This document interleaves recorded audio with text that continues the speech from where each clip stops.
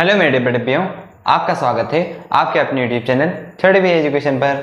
तो आज हम शुरू करने जा रहे हैं क्लास 8 की इंग्लिश बुक का chapter number 4, that is trees are saviours, यानी कि पेड़ हमारे रक्षक। जो उत्तराखंड के लोग रहते हैं वो हिमालय के फॉरेस्ट पे, हिमालय के जंगलों पे बहुत निर्भर रहते हैं। उन्हीं जंगलों के आसपास इन लोगों की लाइफ घूमती रहती है। तो आज हम उसी चैप्टर के बारे में पढ़ने जा रहे हैं। हिमालय एरिया के जो फॉरेस्ट हैं उन्होंने उत्तराखंड के लोगों के लिए एक बहुत ही इम्पोर्टेंट रोल प्ले किया है। वे मवेशियों के लिए चारा और भोजन करने के लिए फल और ईंधन के लिए लकड़ी और चिकित्सा के लिए यानी कि मेडिकल के काम के लिए आयुर्वेदिक जड़ी बूटियाँ भी प्रोवाइड करवाते हैं।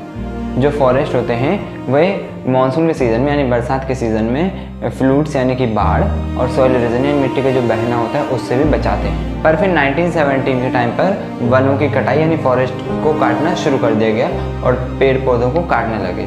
इसका रिजल्ट ये हुआ कि जो मिट्टी थी ना, अब उसको रोकने वाला कोई नहीं था। जैसे पेड़ की जड़ें होती है ना तो मिट्टी को रोक लेती हैं, पर अब मिट्टी को रोकने वाला कोई नहीं था। तो अब मिट्टी बहने लगी और मिट्टी के साथ साथ बड़ी बड़ी चट्टानें बहने लगी, जिसका कारण ये हुआ कि लैंडस्लाइड भी होने लगी। लैंडस्लाइड में तो समझते हैं आप, पहाड़ से चट्टानें टूट के गिरना, उसको लैंडस्लाइड कहते हैं। तो लैंडस्लाइड होने लगी। इसका रिजल्ट ये हुआ कि नदियों में पानी बढ़ने लगा, बाढ़ आने का प्रकोप और ज़्यादा बढ़ गया।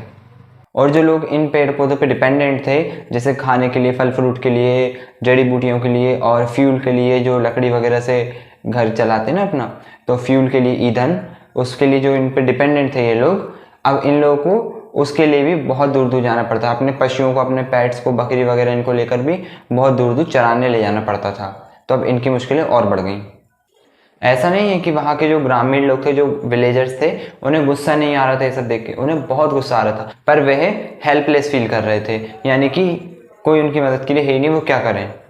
फिर एक दिन मार्च 1973 की सुबह रेलवे का सामान बनाने वाली लोगों की टीम उत्तराखंड के चमोली जिले के गोपेश्वर गांव पहुंची।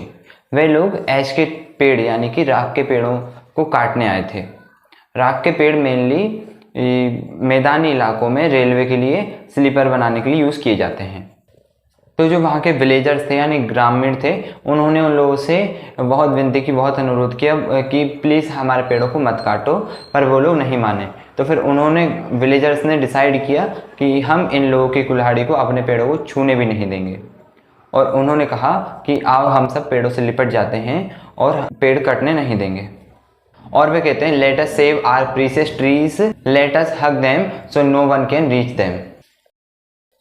और वे सभी विलेजर्स चिल्लाते हुए आगे आते गए और चिल्लाते गए कि चिपको चिपको, यानी पेड़ों से चिपकते जाओ, इन लोगों को पेड़ नहीं काटने दो। तो ये सब देख के रेलवे की टीम थी वो वापस चली गई और इसी प्रकार चिपको मूवमेंट और हग द ट्रीज मूवमेंट स्टार्ट हो गया, शुरू हो गया, जिसमें लोग क्या करते थे, पेड़ों से लिपट जाते थे, पेड़ों को एक तरह से कहें तो गले लगा लेते थे ताकि कोई भी उन्हें काट ना सके। पर जो कॉन्ट्रैक्टर थे वो भी हार नहीं मानने वाले थे। उन्होंने क्या किया, उन्होंने गोपेश्वर गांव से 60 किलोमीटर दूर एक जंगल चुना। उन्होंने कहा हम इस जंगल को काटेंगे। पर इसकी खबर उड़ते उड़ते गोपेश्वर गांव पहुंच गई।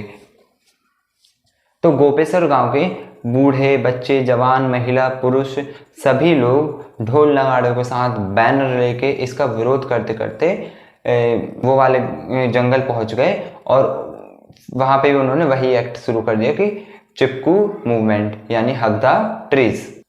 और उन्होंने स्लोगन दिया, यानी उन्होंने नारे लगाने लगे कि chop me not the tree, यानी कि मानना है तो मुझे मारो, पेड़ों को मत काटो। या और दूसरा कहा उन्होंने कि kill us first before you cut a single tree, एक सिंगल पेड़ भी तब काटना जब तुम मुझे मार दो। और फिर से वो कॉन्ट्रैक्टर लोग और वो सब टीम वापस चली गई कि फिर से हम जंगल नहीं काट पाएंगे क्योंकि ये सब लोग काटने नहीं दे रहे हैं। तो फिर से वो पूरी टीम वापस चली गई और एक बार फिर चिपकू मूवमेंट या हग द ट्रीज मूवमेंट जीत गया। और फिर ये बात पूरी जगह में, इंडिया से बाहर अब्रॉड में फैलने लगी कि अगर ट्रीज को बचाना है, अगर सॉइल इरोजन को बचाना है, लैंडस्लाइड से बचना है, तो हमें पेड़ों को बचाना होगा। और उसका तरीका हमें मिल चुका था, हग द ट्रीज या चिपको मूवमेंट।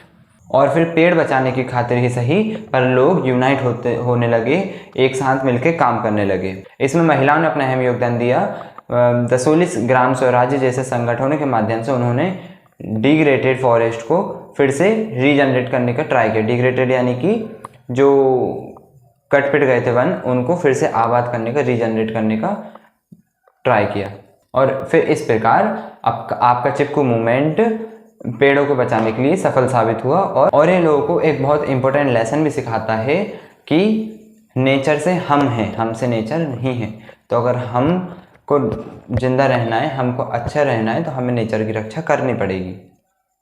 ऐसे ही हम सबको भी रखना चाहिए, नेचर को हार्म नहीं पहुंचाना चाहिए, जितना हो सके नेचर की हेल्प करनी चाहिए, नेचर को ग्रो करना चाहिए। यहाँ पर होता है आपका chapter trees are saviours the end. आपको चैप्टर का एक्सप्लेनेशन कैसा लगा? अगर आपको चैप्टर का एक्सप्लेनेशन अच्छा लगा हो तो कमेंट बॉक्स में ट्री जरूर कमेंट करें। तब तक के लिए 3, 2, 1